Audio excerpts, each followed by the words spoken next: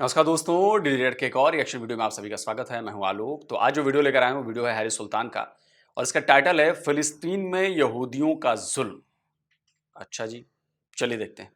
है ना? अगर मैं आपको ये बताऊं कि फ़लस्तीन में इसराइल ने 1.5 लाख फ़लस्तीनियों को मार दिया, या मैं आपको बताऊं कि इसराइल के डायरेक्ट एक्शन की वजह से 2.5 लाख फ़लस्तीनी मारे जा चुके हैं, तो जितना तूफान इस वक्त दुनिया में मुस्लिम उम्मा ने डाला हुआ, मचाया हुआ है, शोर मचाया हुआ है, उससे भी 20 गुना, क्योंकि अभी तक जो हमास का फिगर है वो फिगर है तकरीबन 8-9 हज़ार कहा जा रहा है, लेकिन ऑब्वियसली जो हमास कहती है उसको वेरीफाई नहीं किया जा सकता। तो पता नहीं जितने भी मरे हैं, 4-5 मरे, हर जान जो है जाती है वो अनफॉर्चुनेट है, नहीं जानी चाहिए। इसके बावजूद कि इसराइल ऊपर से लीफलेट्स गिराता है, उनको रेडियो पे पैगाम देता है कि यहाँ पे बमबारी हमने करनी है, आप यहाँ से चले जाएं। बहुत सारे लोग चले जाते हैं, लेकिन हमास बहुत सारों को नहीं भी जाने देती, क्योंकि हमास को ये सूट करता है कि लोग मरेंगे, वीडियोस बाहर जाएंगी तो शोर शराबा होगा, और उनका जो एजेंडा है इसराइल को नीस्तो नाबूद करने का, उसमें उनको तकवीयत मिलेगी। एनीवे, ये जो थंबनेल में जो आपने फोटो देखी, इस तरह की हजारों तस्वीरें आपको मिल जाएंगी, लेकिन ये तस्वीर ऑब्वियसली मैंने आपको चक्कर दिया, ये किसी फलस्तीनी बच्चे की नहीं है, ये यमनी बच्चे की है। और इस तरह की आपको हजारों तस्वीरें सीरियन बच्चों की भी मिल जाएंगी, जिनके ऊपर मुसलमानों ने कोई चूं चढ़ा नहीं की। लेकिन कितनी मजे की बात है कि 7,000 फलस्तीनी अमवात के ऊपर इस वक्त पूरी मुस्लिम दुनिया में एक गमो गुस्से की लहर दौड़ी हुई है। पूरी दुनिया में London, Washington, New York, Toronto, Sydney, हर जगह पे जबरदस्त किस्म के मुजाहरे हो रहे हैं। तो जब सऊदी अरब ने 1.5 लाख यमनी मार दिए, तो कोई चूं चढ़ान क्यों नहीं हुई? पाकिस्तान में क्यों नहीं शोर शराबा मचाया गया? और जो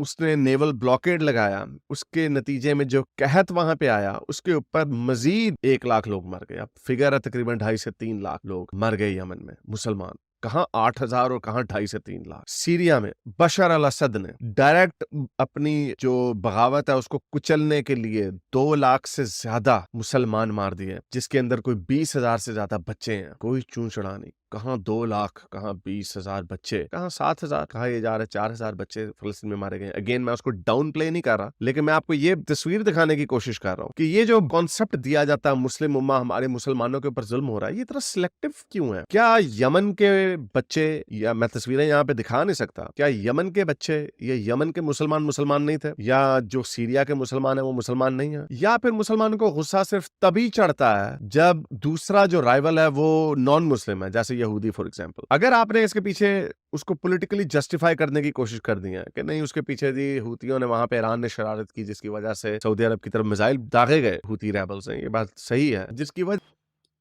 नहीं, लेकिन चाइना के केस में तो ये कुछ नहीं होता। चाइना में जो कुछ भी किया जा रहा है, उस केस में तो कोई चू चपड़ा नहीं करता। हाँ, दो चार अल जजीरा की खबरें आ जाती हैं, इधर हो जाता है, उधर हो जाता है, टर्की थोड़ा बहुत बोल देता है, लेकिन चाइना में जिस तरह से जुल्म किया जा रहा है भाई, चाइना में मुसलमानों को दाढ़ी नहीं रखने दी जाती। सोचिए, मुसलमान है, उसको दाढ़ी नहीं रखने दी जाती। चाइना में रमजान में मुसलमानों को रोजा नहीं रखने दिया जाता, उनको अलाउड नहीं है। चाइना में मस्जिदों को टॉयलेट बनाया जा रहा है, टॉयलेट की तरह यूज करते हैं मस्जिदों को, लेकिन कोई चू चपड़ा नहीं। 16,000 से ज्यादा मस्जिदें चाइना में बुलडोज कर दी गई। 16,000 से ज्यादा मस्जिदें, लेकिन उसकी कोई बात नहीं करेगा, कोई चू चपड़ा नहीं करेगा इस पर, लेकिन हाय बाबरी, हाय बाबरी, हाय बाबरी करते रहेंगे।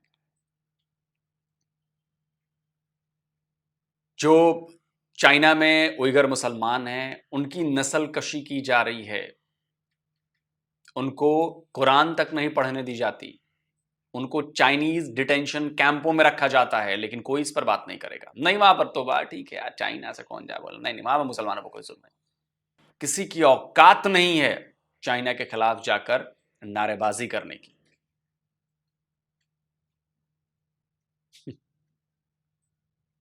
वजह से वो जंग हुई वगैरह वगैरह। तो ये पॉलिटिकल आर्गुमेंटेशन है, और ये हम भी कहते हैं कि जंग में लोग मरते हैं, और कई लोग जंग में थोड़ी एहतियात करते हैं, कई लोग जंग में बिल्कुल भी एहतियात नहीं करते। अगर पॉलिटिकल आर्गुमेंट के पीछे आपने छुपना है, तो पॉलिटिकल आर्गुमेंट तो इसराइल के पास भी बहुत सारे हैं। ये हमें नीस्तो नाबूद करना चाहते हैं, इन्होंने हम पे हमले किए वगैरह वगैरह। तो फिर आपका म्यार इंसानी जिंदगी नहीं है। और अगर आप ये कहते हैं कि नहीं, मैं उसको भी कंडेम करता हूं और मैं इसको भी कंडेम करता हूं, हारिस अगर उधर सऊदी अरब ने बंदे मार दिए, तो इसका मतलब ये तो नहीं कि मैं फलस्तीन में जो बंदे मार रहे हैं इसराइल के, के मैं उसके ऊपर शोर ना मचाऊं। ओके, तो इसमें प्रॉब्लम फिर ये आती है कि यमन में 2.5 लाख लोग मर गए और आपको पता ही नहीं चला, या आपने ये जरूरी नहीं समझा कि आप लंदन में, न्यूयॉर्क में, वॉशिंगटन में, सिडनी में, टोरंटो में मुजाहरे करें? आपने क्यों नहीं जरूरी समझा? सीरिया में बशर अल असद ने इतने मार दिए, आपने क्यों नहीं समझा कि आप लंदन में, इन बड़े बड़े शहरों में मुजाहरे करें? ये तो कुछ 10-30 गुना ज्यादा लोग मार दिए, मुसलमान मार दिए, उस पर क्यों नहीं आप समझे? क्या इसकी वजह यह है कि खबरों में नहीं दिखाया गया? क्या इसकी वजह यह है कि जो फलस्तीनी बच्चे मर रहे थे बमों से,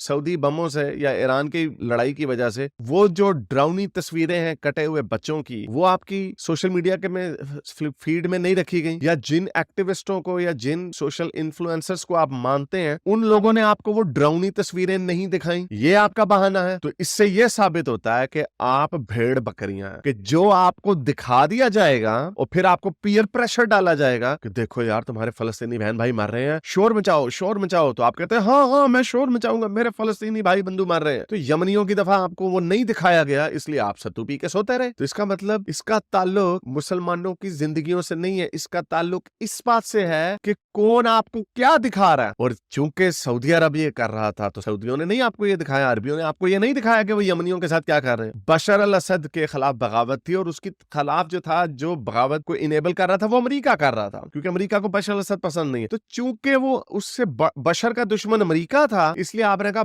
बशर चाहे 2 लाख बंदे मुसलमान मार दे अमेरिका की दुश्मनी में, लेकिन हमने मुसलमानों के लिए नहीं बोलना, क्योंकि अमेरिका की दुश्मनी हमें ज्यादा अजीज है। अब यहां पर क्या है, 7,000 फलस्तीनी मर गए, उन्होंने हमास से शरारत की, हमास उनको ह्यूमन शील्ड्स बना के करता है, इसराइल का भी पॉलिटिकल आर्गुमेंट है, वेदर यू बाय दैट और not, that's a different argument इस वक्त। लेकिन यहां पर चूंकि मुसलमान इसको 2 तरीके से देखना पड़ेगा। फलस्तीनियों की जो अपनी जद्दोजहद है, वो अपनी जगह पे तो ठीक है, वो एक एग्रीव्ड पार्टी है, लेकिन जो बाकी के मुसलमान जो कुछ कर रहे हैं, उनका इससे क्या ताल्लुक है? दिन को बर्गर खाते हैं, हुक्का पीते हैं, लेकिन ट्वीट डाल देते हैं, रोना रोना मचा देते हैं, क्योंकि इसके पीछे इनका मजहबी वजह है। मुसलमान, ये तो मैंने आपको साबित कर दिया कि मुसलमानों की जिंदगी से इसका कोई ताल्लुक नहीं, क्योंकि अगर होता तो सीरिया में भी या यमन में भी शोर मचाते। जब सदाम हुसैन ने 1,80,000 कुर्द मार दिए, तब भी शोर मचाता, नहीं मचाते। इसलिए फलस्तीन की दफा इसलिए मचाते हैं क्योंकि बाकी के मुसलमानों, फलस्तीनियों के लिए उनके होमलैंड की जंग है, लेकिन बाकी के मुसलमानों के लिए ये मजहबी जंग है। क़यामत तब तक नहीं आएगी जब तक लड़ाई नहीं होगी, यहूदियों को मारोगे नहीं कि पत्थर कहेगा पीछे से कि मेरे पीछे यहूदी छुपाई। ये है इनकी फेटिश, ये है वो इनका हार्ड ऑन, जिसकी वजह से ये यहूदियों के पीछे पड़े हुए। बदले में यहूदी कहता है 0.4% हमारा एरिया, यानी उनकी मुकद्दस जगह। अच्छा, मजे की बात ये 1967 के बॉर्डर के ऊपर भी जब भी बहस होती है ना, तो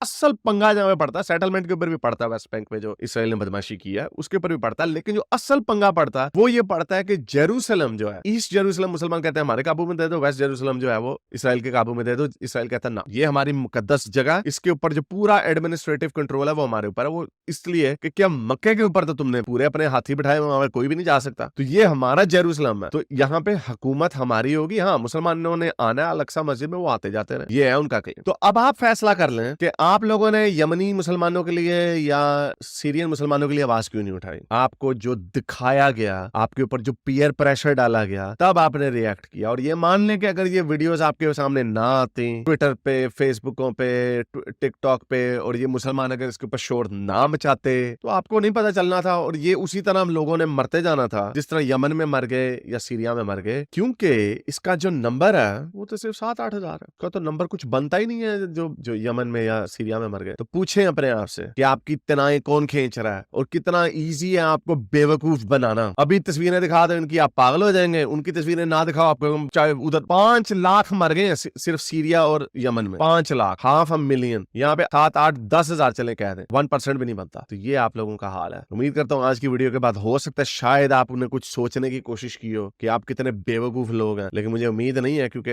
हर जो मजहब का बंदा, स्पेशली जो मुसलमान है, वो अपने मजहब की उनके अंदर इतना अंधा हुआ होता कि वो बाहर सोच ही नहीं सकता। अगर आप ये समझ लेना कि इसराइल को जिंदा रहने का हक है, इतने से सिर्फ 1,60,00,000 सिर्फ यहूदी हैं, उन्होंने कभी और किन मुल्कों पे कब्जा नहीं किया, उनका कोई वर्ल्ड डोमिनेशन के इरादे नहीं है। थोड़ी सी उनकी आबादी है जो नापैद हो जाएगी, सारी पूरी तारीख में वो बेचारे बिखरे रहे हैं, उनका इतना सा एक उनका खिता है, उसको दे दो, जिसको इन्होंने ना 1948 में कबूल किया, ना इन्होंने फिर बाद में 1967 में कबूल किया, ना 73 में किया, ना 50s में किया। इन्होंने जो यूएन ने प्लान दिया वो इन्होंने कबूल नहीं किया, और अब कहते हैं कि आ जाओ 67 पे। अभी भी अगर ये एक जबान में हो जाए ना, तो फिर इसराइल के ऊपर प्रेशर डाला जा सकता है कि वेस्ट बैंक को और गजा की पट्टी को आजाद करो। लेकिन यही बात जो है ना कि इजराइल की तरफ से कई बार कोशिशें हुई, इजराइल की तरफ से हर बार ऑफर दिया गया कि भैया 2 स्टेट कर लेते हैं, आप ये कर लो, हम ये कर लेते हैं, हो जाएगा। और ये मैं नहीं कहता हूं, ये CNN के बहुत बड़े पत्रकार हैं, मुसलमान पत्रकार हैं, फरीद जकारिया, उन्होंने अपने एक इंटरव्यू के दौरान ये बातें कही कि सारी ये गलती फिलिस्तीन की है, इजराइल की नहीं मानते वो गलती। सुनिए। Which is what they want is a state. And the Israelis, to be fair, have tried to go down that path as well. The deal they were offered in 47, 48, the partition was half of that British Mandate land. They said no. Ehud Barak, you remember 2000, came tantalizingly close to a Palestinian state. They had agreed on all the parameters, both sides. And then Yasser Arafat pulls out at the last minute. Ehud Olmert, another Israeli prime minister, offered a version of that deal again to Abbas, the current Palestinian Authority leader. He turned it down. So I have a lot of sympathy for the Palestinians. Do not have a lot of sympathy for the Palestinian leadership. And the leadership doesn't want to own up to its people that, the dream of a loaf is gone. We have a half loaf, and if we keep pissing around, it's going to be 40% of the loaf, and then it'll be 30% of the loaf.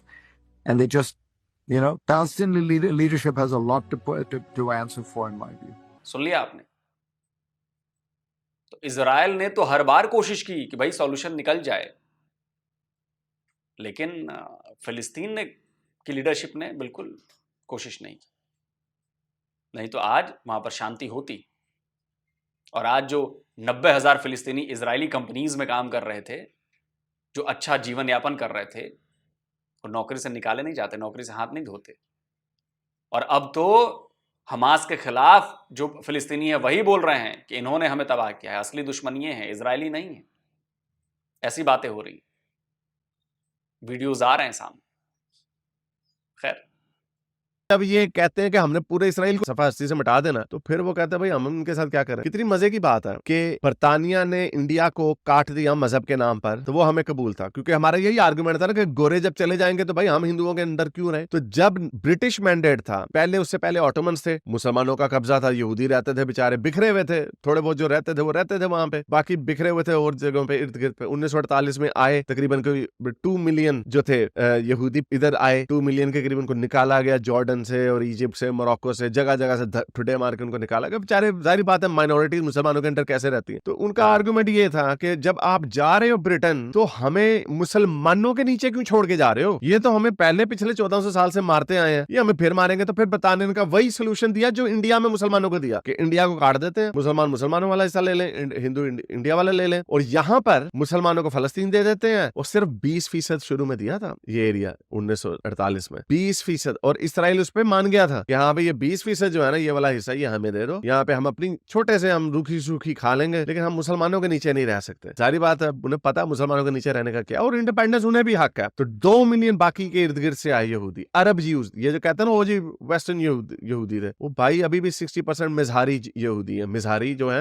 Arab Jews है, ये इधर उधर से आए हुए, Yemen से और हर जगह से, मोरक्को से, इजिप्ट से वगैरह वगैरह, वो इनको कबूल नहीं है। तो ये मुसलमानों की अनफॉर्चुनेटली हमेशा से बदमाशी रही है, इनको अंधा। मैंने एक बहुत बड़े अपने पाकिस्तानी एक बंदा उससे बात कर रहा था, उसकी भी आई थी मुझे, यार आप ठीक है इस्लाम से नफरत करते हो तो आप इसराइल का साथ क्यों दे रहे हैं। मैंने उसको बताने की, मैंने उससे पूछा मुझे आप 4-5 मोटे मोटे इसराइल के जो काउंटर आर्ग्यूमेंट्स है ना वो बता दें जो आप लोगों के आर्ग्यूमेंट्स हैं कि जी तुमने हमसे जबरदस्ती लिया, बाल्फोर डिक्लेरेशन धोखे से की वगैरह वगैरह। मुझे, मैंने कहा इनके जो मोटे मोटे आर्गुमेंट, मुझे 4 या 5 काउंटर आर्ग्यूमेंट्स बता दें। ऑनेस्टली स्पीकिंग उसके पास एक भी नहीं था पता। और मुझे कहता है कि नहीं इसराइल का तो एक पॉइंट एजेंडा है कि सारा जो एरिया में जुड़े सुमेरिया, ये सारा एरिया हमारा है। तो मैंने कहा यही तुम लोगों का हाल है कि तुमने सहमत तक नहीं की। एक मुझे बुक बताई, कहता मैंने वो बुक पढ़ी है, उस बुक में क्या लिखा हुआ, बुक का टाइटल क्या था, the ethnic cleansing of Palestinian. मैंने कहा ला, यानी बुक के टाइटल से ही पता चल रहा है कि इसका एक ही एंगल होगा। अगर मैं पाकिस्तानियों को ये बताऊं कि जी इंडिया को समझने की कोशिश है तो ये वाली बुक पढ़ लो जिसके ऊपर लिखा होगा द